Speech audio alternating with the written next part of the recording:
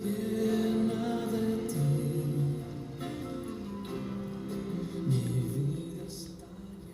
saludo para todos mis hermanos en la fe de nuestro Señor Jesucristo. Ministerios Edificar le da la bienvenida una vez más a esta serie de estudios con relación a la doctrina de la salvación.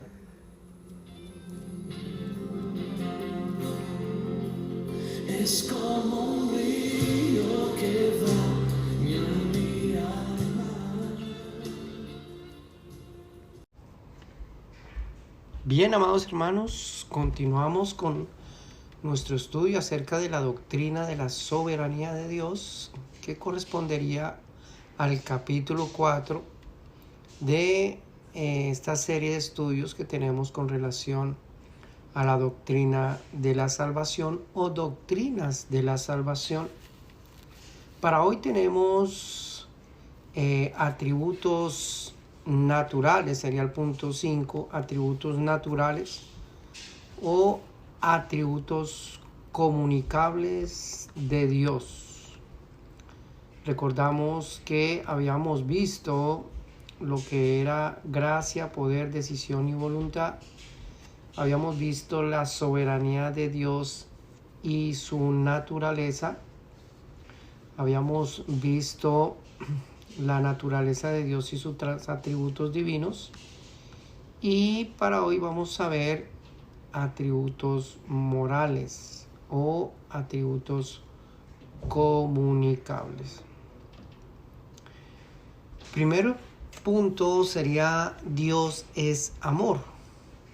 Hay algunos versos bíblicos que podríamos mirar, como Deuteronomios capítulo 7, versos 7 al 8, 2 de Timoteo 1, 9 al 13, Jeremías 31, verso 3, Efesios capítulo 1, verso 4 al 5, Romanos 9, 13, Evangelio de Juan capítulo 3, 16, Evangelio de Juan 13, 1, Carta a los Hebreos 12, 6 y verso 10, el Evangelio de Juan capítulo 15, verso 13 al 16 y otros versos más. La Biblia está llena de versos bíblicos que nos hablan acerca del amor de Dios. En cuanto a la naturaleza de Dios, amados hermanos, el amor es el sello de la esencia de su existencia. No que el amor sea Dios, ni que Dios tiene amor, sino que Dios es amor, en donde el Dios que es amor obra en una unidad perfecta entre las tres personas de su divinidad, de acuerdo con la integridad, armonía y unidad de todos sus atributos y perfecciones. Leemos, por ejemplo, en la primera carta de Juan, capítulo 4, verso 7 al verso 8, amados, amémonos unos a otros, porque el amor es de Dios. Todo aquel que ama es nacido de Dios y conoce a Dios.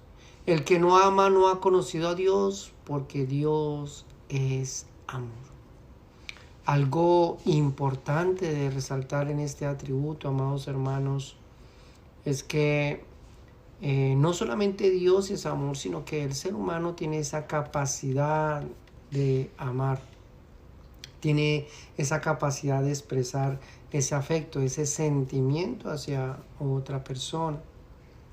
Pero cuando hablamos de ese amor de Dios, estamos hablando de un amor puro, un amor que realmente no hace nada indebido, es un amor que es justo, que es honesto, que es íntegro, que es perfecto.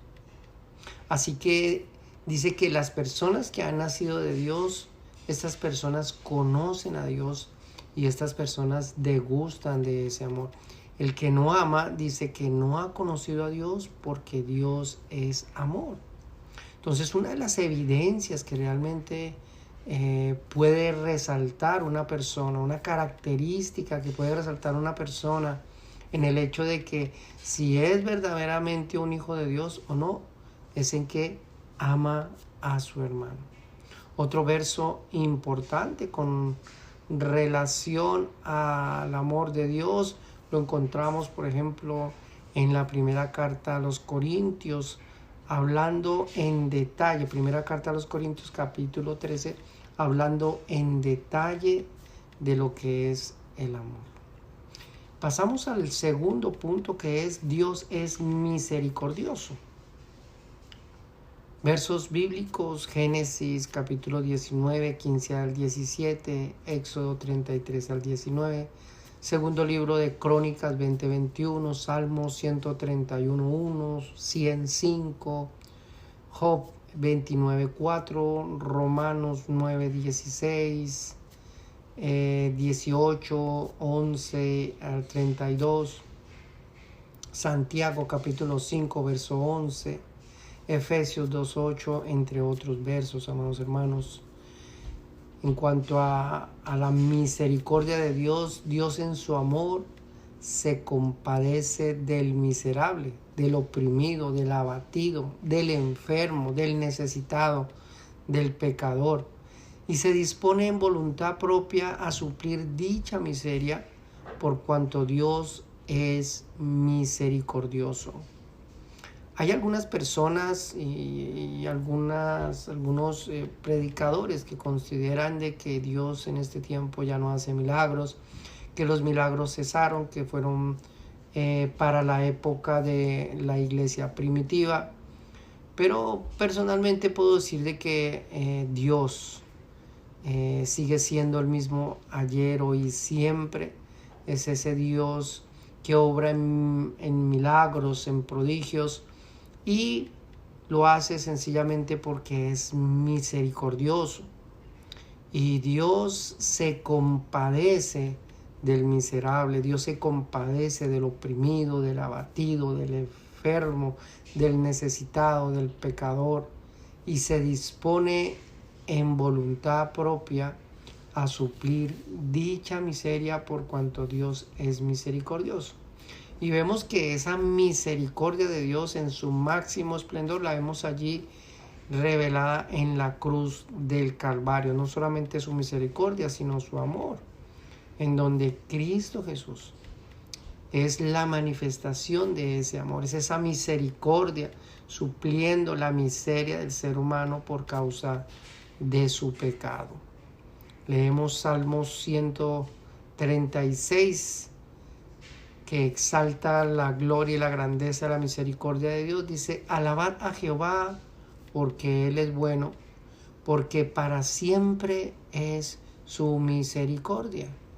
Entonces, si decimos de que la misericordia de Dios fue para un tiempo pasado, pero no es para un tiempo presente, entonces, ¿por qué la Biblia nos enseña acerca de que la misericordia de Dios es para siempre? Hermoso. Pasamos al punto número 3, dice que Dios es bondadoso. Salmo 119, 68, versos 68 al 10, 136, 1, Génesis 1, 31, primera carta a Timoteo 5, 21, Gálatas 5, 22, carta a Tito 3, 4, Santiago 1, 17. Dios es bondadoso, amados hermanos. Dios carece de maldad. No existe, no habrá maldad en Él. Dios es bueno por naturaleza, y todo lo que desea, todo lo que hace, todo lo que piensa y todo lo que siente se rige por la esencia y naturaleza de su bondad, de su justicia, de su santidad, de su verdad, de su misericordia y sobre todo de su amor.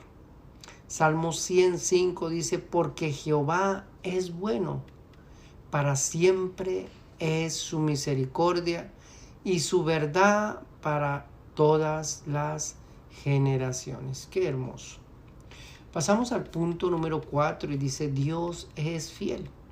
Salmos 89, 8, 40, 10, 92, 2, 119, 90, Deuteronomio 7, 9, Romanos 3, del verso 3 al 4, segunda carta a Timoteo 2:13, primera carta a los Corintios 10:13, segunda carta a Tesalonicenses 3:3.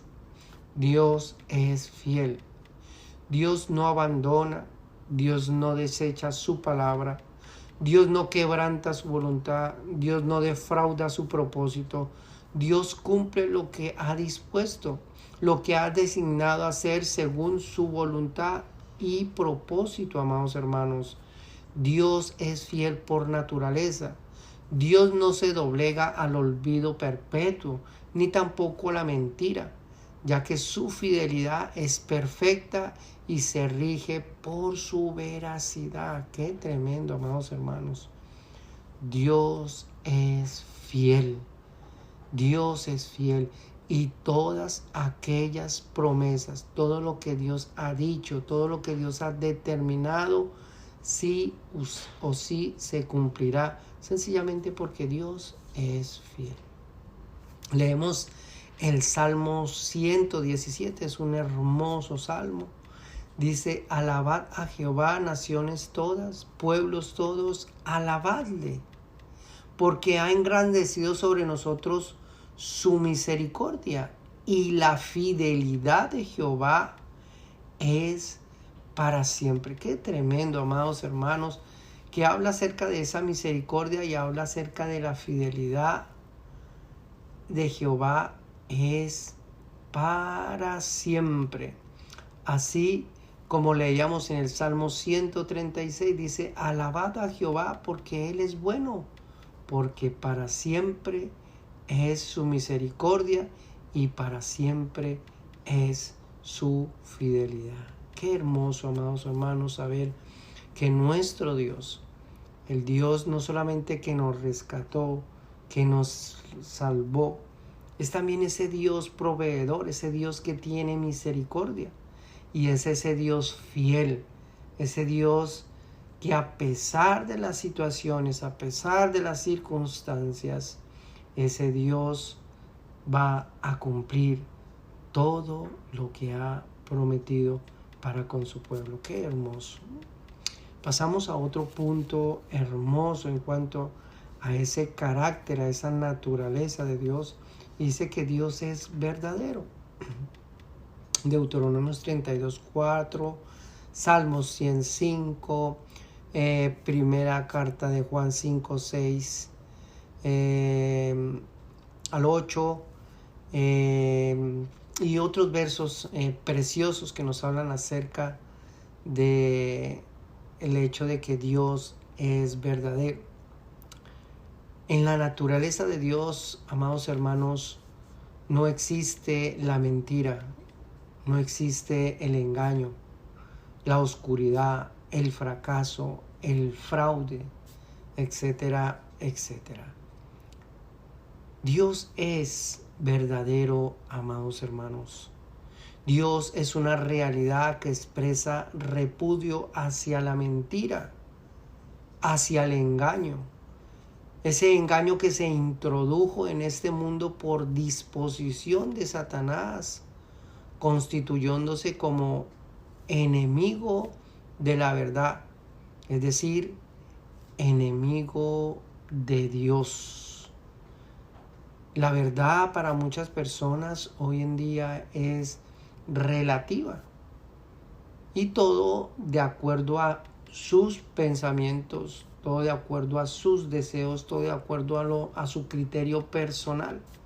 La verdad es cuestionada, la verdad es un tema que para muchas personas no encuentra un punto de conciliación entre dos puntos de vista. Pero Dios es único, amados hermanos. Dios es verdadero. Y no existe la mentira, ni el engaño, ni la oscuridad, ni el fracaso, ni el fraude en la misma esencia de Dios. Por eso Dios es verdadero. Dios como verdad absoluta es la única respuesta al engaño y la mentira que sucumbe a la humanidad por causa del pecado. Dios es el único camino hacia la libertad, la cordura del pensamiento, el perdón y la reconciliación del ser humano con esa verdad. Esa verdad, por supuesto, es Dios. Dios, amados hermanos, es la única esperanza que conduce al ser humano hacia la vida eterna. Una verdad que emana solo de la verdad y propósito que está en la gloria del conocimiento de Dios. Dios es verdadero. Leemos, por ejemplo, en Jeremías capítulo 10, verso 10, mas Jehová es el Dios verdadero. Él es Dios vivo y Rey eterno. Qué hermoso, es Dios verdadero. Juan 14, 6 habla de que Jesús le dijo, yo soy el camino, yo soy la verdad, yo soy la vida. Y nadie puede ir al Padre sino por mí. Cristo, la verdad. Esa manifestación gloriosa de Dios, la verdad. Esa verdad que hace libre al pecador. Dios es verdadero, amados hermanos. Seguimos con el punto 6. Dios es sabio. Job, capítulo 12, verso 13, 9, 4, 28, 28. Proverbios 2, 6, Proverbios 8. Primera carta a los Corintios 1, 24. Romanos 11, 33 al 35. Isaías, capítulo 11, verso 2. Apocalipsis, capítulo 7, verso 2. Dios es sabio, amados hermanos. Y todo lo que ha sido creado y todo lo que hace lo ejerce según su sabiduría, según sus perfecciones, pero sobre todo porque posee un profundo conocimiento de todo, sin que haya o exista algún riesgo a equivocarse, amados hermanos, ya que todo lo que hace Dios es perfecto, tanto en sus designios como en sus decretos divinos. Dios es sabio y su sabiduría es gloria de su conocimiento, ese conocimiento insondable y eterno de Dios. Leemos en Job capítulo 12, verso 13 al 14, con Dios está la sabiduría y el poder, suyo es el consejo y la inteligencia. Si Él derriba, no hay quien edifique. Encerrará al hombre y no habrá quien le abra. Qué tremendo. No solamente habla de su sabiduría, de su inteligencia, sino también de su soberanía. Dios es sabio y todo lo que ha hecho, lo ha hecho, amados hermanos, con sabiduría. Dice que los insensatos desprecian la sabiduría, los necios desprecian la sabiduría, pero aquellos que verdaderamente anhelan conocer a Dios, buscan de esa sabiduría que emana de Dios y que la encontramos en la preciosa palabra del Señor. Punto 7. Dios es justo.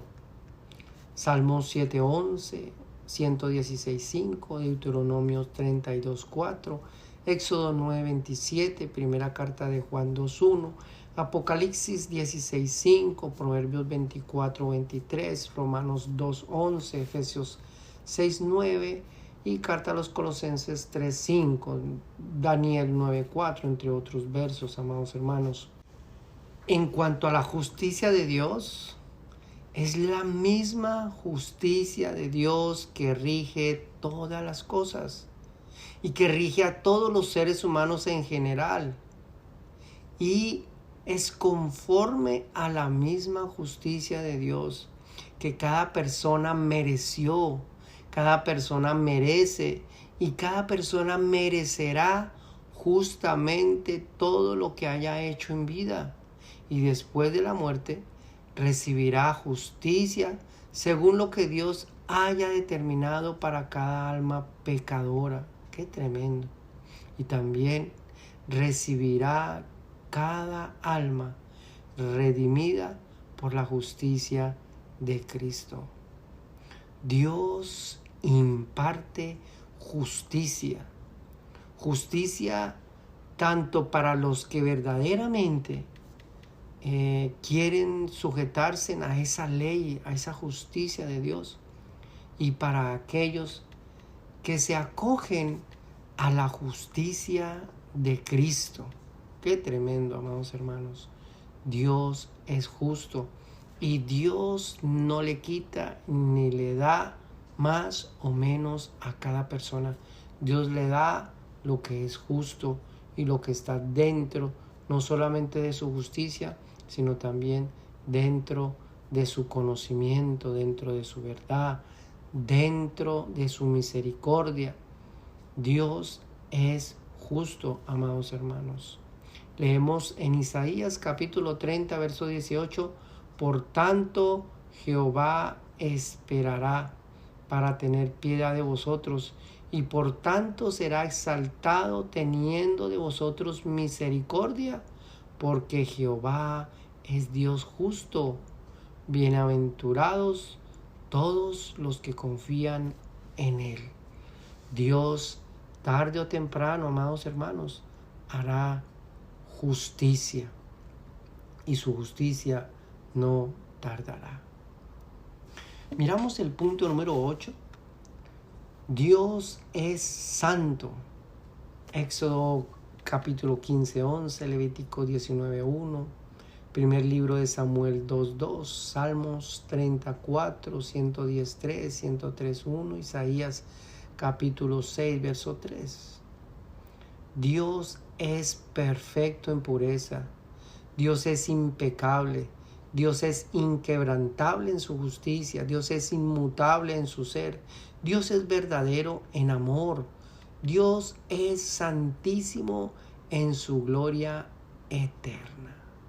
Por la santidad de Dios, amados hermanos, es que no se le permite al hombre en su estado pecaminoso acercarse a Dios, solo hasta que sea quitado de en medio el pecado y sea regenerado y reconciliado por el mérito y la obra de Cristo. Sencillamente por este atributo natural de Dios, Dios es santo, es que se le impide al ser humano acercarse confiadamente delante de la presencia de Dios, sencillamente porque Dios está airado con el pecado. Es decir, está airado con toda persona que está en esa condición pecaminosa. Mas, sin embargo, encontramos que por el amor y la misericordia de Dios, Dios ha enviado a nuestro Señor Jesucristo no solamente a quitar aquella pared que se opone entre la reconciliación del hombre con Dios, que es el pecado, sino que también envió a nuestro Señor Jesucristo para darnos a nosotros un nuevo nacimiento, reconciliarnos con Dios y prometernos esa vida eterna. En cuanto a la santidad de Dios, entendemos que es su misma naturaleza y atributos que han de ser exaltados por sus criaturas. El ser humano, como joya de la creación, lleva impreso el sello de la gloria de Dios, ese sello de justicia, de santidad y de verdad. Pero por causa de la desobediencia, amados hermanos, la desobediencia del ser humano, la gloria de la naturaleza de Dios es maldecida por cada acción, deseo y pensamiento pecaminoso del ser humano. Así que por la misma bondad de Dios, su amor y su misericordia, es que Dios está forjando por medio de la obra de Cristo el verdadero carácter del hombre creado según Dios en justicia y santidad en la verdad. En el momento, amados hermanos, que el ser humano se dispone en pensamiento, en deseo, en acción, a quebrantar las leyes de Dios, prácticamente está yendo en contra de esa naturaleza santa, de esa naturaleza justa de Dios. En vez de glorificar, exaltar a Dios, lo está maldiciendo. Muchas personas consideran que la iglesia tiene que reunirse para entonar cantos, para alabarle, para exaltarle, para adorarle. Y está bien, qué hermoso es cuando la iglesia se reúne y entona y levanta, exalta, glorifica con su voz. Pero la verdadera exaltación del creyente, la verdadera exaltación de la iglesia, lo que verdaderamente exalta ese atributo de santidad, ese atributo de justicia y ese atributo de la verdad, es cuando la iglesia, cuando los creyentes verdaderamente se sujetan a esa vida en santidad. Por eso leemos en Efesios capítulo 4, versos 23 y 24, dice: renovados en el espíritu de vuestra mente y vestidos del nuevo hombre creado según Dios en la justicia y santidad de la verdad. Ese es el plan, el propósito por el cual Dios salva a una persona. Dios salva a una persona para que esa persona esté en el reino de los cielos. Sí, está bien. Pero en el reino de los cielos se ha de degustar de esa santidad plena, de esa santidad perfecta, de esa gloria, esa majestad de Dios en plena santidad, justicia, verdad. Pero el creyente tiene, por estar unido a Cristo, que comenzar a experimentar en su vida esa renovación de su pensamiento, esa renovación en su carácter, en su forma de ser, en su forma de actuar, de pensar, de sentir, de desear. Por eso dice la palabra: renovaos en el espíritu de vuestra mente y vestidos del nuevo hombre creado según Dios en la justicia y santidad de la verdad. Leemos en Tesalonicenses capítulo 2, verso 13, pero nosotros debemos dar siempre gracias a Dios respecto a vosotros, hermanos, amados por el Señor, de que Dios os haya escogido desde el principio para salvación mediante la santificación por el Espíritu y la fe en la verdad. ¡Qué tremendo! Dios nos escogió desde el principio para salvación, para que podamos nosotros degustar una verdadera vida en santificación por el Espíritu y la fe en la verdad. Cuando la fe está cimentada sobre mentiras, falacias, engaños, sencillamente jamás habrá una verdadera vida o experiencia en santidad. Continuamos con el penúltimo punto, sería el punto número 9, y hablamos acerca de la ira de Dios.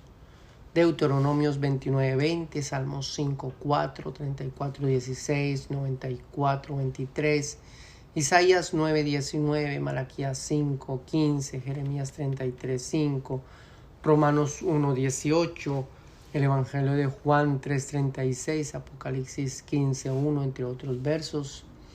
La ira de Dios, amados hermanos, es parte de su carácter. Dios ejecuta su justo juicio en aquello y en aquellos que han quebrantado su ley, por cuanto es Dios justo y santo. Este juicio se desarrolla, amados hermanos, no sin antes darse a conocer como un Dios de amor, un Dios de perdón, de gracia, de misericordia. Y en el caso de que el hombre no le reconozca y no conozca a ese Dios de amor, a ese Dios de misericordia, tendrá que conocerlo definitivamente como el Dios que hace justicia y que derrama su ira sobre todo el que ama la maldad. Hay una frase hermosa que desconozco el autor, pero dice que el ateísmo termina cuando la persona muere. Ese concepto de que Dios no existe, ese concepto de que no hay un Dios, termina cuando la persona muere. ¿Por qué? Porque en el momento que muere tendrá que darse por entendido y experimentar que verdaderamente Dios es real. Pero ya no le experimentará como ese, ni le conocerá como ese Dios de amor y de misericordia, sino le conocerá como ese Dios justo y le conocerá como el Dios de ira, ese Dios que está airado en contra del pecado y de la maldad. Qué tremendo, amados hermanos. Leemos, por ejemplo, en la carta a los Colosenses 3:6, dice: cosas por las cuales la ira de Dios viene sobre los hijos de desobediencia. Salmos 106, verso 29. Provocaron la ira de Dios con sus obras y se desarrolló la mortandad en ellos. Qué tremendo, amados hermanos. Salmos 85, 4 dice: restauranos, oh Dios de nuestra salvación, y haz cesar tu ira sobre nosotros. La ira de Dios se derrama sobre aquellos que desobedecen, sobre aquellos que se deleitan en el pecado. Y por último, amados hermanos, para terminar, miramos el punto 10, que es la paciencia de Dios. Éxodo 34:6, Números 14:18, Nehemías 9:17, Proverbios 9:10, Salmos 86:15, Salmos 103:8, Romanos 5:9. Dios en su bondad, amor, misericordia y justicia es paciente en ejecutar sus justos juicios, en derramar su ira, amados hermanos. Eso no quiere decir que la paciencia de Dios reprime la justicia de Dios, no, en ninguna manera, amados hermanos, sino que por el contrario, la ira de Dios es la expresión judicial de un justo juicio para quienes tuvieron en poco la verdad, la justicia, la santidad, la gracia del Evangelio, la bondad de Dios. En otras palabras, diríamos que la ira de Dios ha de ser experimentada para quienes rechazan y rechazarán el perdón de Dios y tuvieron en poco el amor que Dios otorgó por medio de la obra y persona de Cristo en la cruz del Calvario. Dios es paciente, amados hermanos, mas sin embargo, esa paciencia no quiere decir de que la ira de Dios no vaya a venir, que no se vaya a derramar de acuerdo a lo que Él ya determinó. Leemos segunda carta de Pedro, capítulo 3, 9, dice: el Señor no retarda su promesa, según algunos la tienen por tardanza, sino que es paciente para con nosotros, no queriendo que ninguno perezca, sino que todos procedan al arrepentimiento. Qué hermoso. Dios no retarda su promesa, como algunas personas sugieren que el Señor lo que ha prometido no lo va a cumplir, que el Señor no viene, que esto, que no va a haber juicio, que no va a haber retribución, etc. Pero dice que no, que Él es paciente para con nosotros, no queriendo que ninguno perezca, sino que todos procedan al arrepentimiento. Una invitación a aquellas personas que posiblemente están jugando con su fe, que posiblemente están jugando con esa vida cristiana, que están unos días en el mundo, otros días en el cristianismo, que consideran que pueden hacer lo que deseen, que consideran que porque entonces ya son salvos, pueden jugar con su salvación, pueden jugar con su vida, pueden contristar la presencia del Espíritu Santo en sus vidas como deseen. Pero, amados hermanos, el cristianismo es lo más serio que puede haber en este mundo. Nuestra fe en Cristo es lo más serio que puede haber en este mundo, es lo más relevante para una persona, porque no solamente tiene preciosas y gloriosas promesas en esta tierra, sino también hermosas y gloriosas promesas después de la muerte. Y la paciencia de Dios está prácticamente como reteniendo esa ira de Dios a fin de que su pueblo proceda al arrepentimiento. Así que yo le invito, amado hermano, amado amigo, en esta hora que nos escucha, yo le invito para que reflexione en su fe, reflexione y medite un poco en esa existencia de Dios, que medite en esa personalidad, en ese carácter de Dios, que medite en estos atributos de Dios y que medite en cómo Dios se ha manifestado para bendecir a través de estos atributos, bendecir al ser humano, para bendecirlo a usted, amado oyente, para bendecirme a mí, para bendecir a nuestros familiares, amigos y conocidos.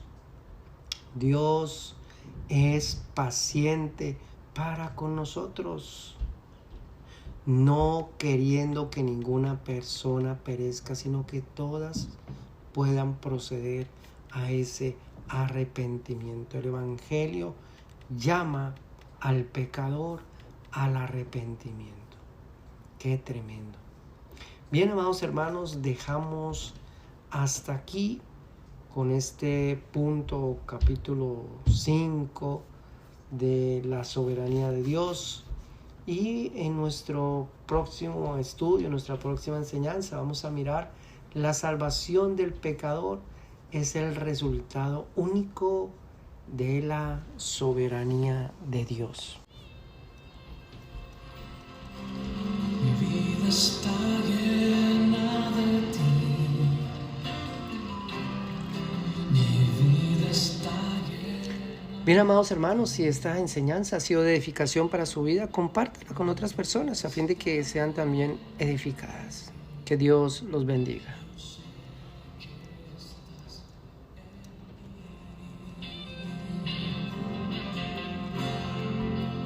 Es como un río.